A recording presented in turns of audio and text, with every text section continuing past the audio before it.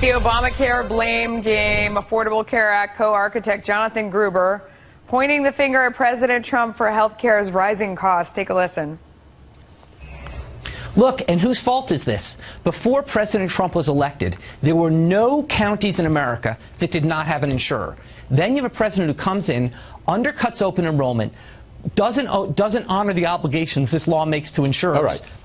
And as a result, premiums are going up and insurers are exiting. Right. Here now is Joe Borelli, former Trump campaign co-chair for New York State, Jessica Tarlov, Bustle senior director of research and a Fox News contributor.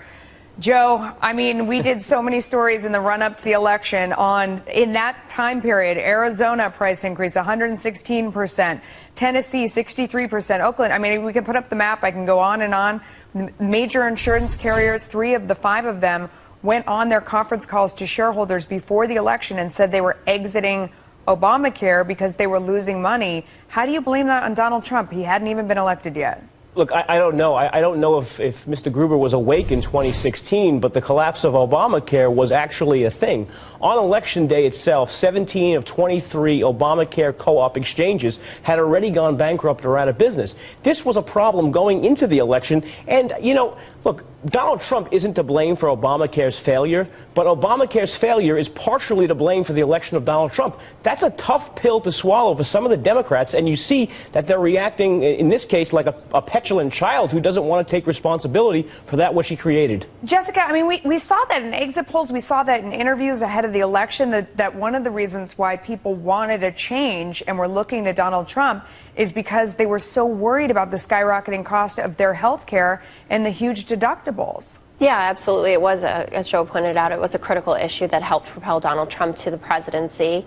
I would say, of course, that the overall cost of health care is down this last decade from the decade before that. But, I mean, I understand completely. What I would say is actually that the blame should be placed squarely on the shoulders of both Republicans and Democrats who haven't worked together to fix the issues with Obamacare, to talk about real solutions to repair this plan. And that's what I think actually the Senate is going to come out of the Senate at this point.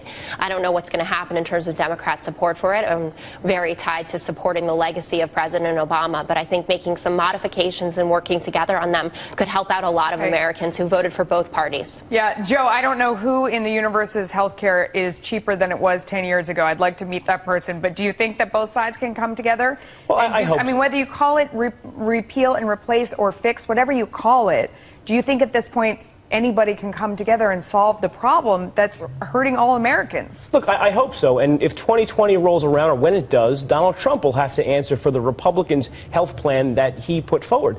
And you're right. This is an issue that both the Senate Republicans, Senate Democrats need to work on together. It's a lot tighter of a vote in the Senate than it was in the House. So we have no choice but to be bipartisan. I have to be fair. Jessica, last word real quick.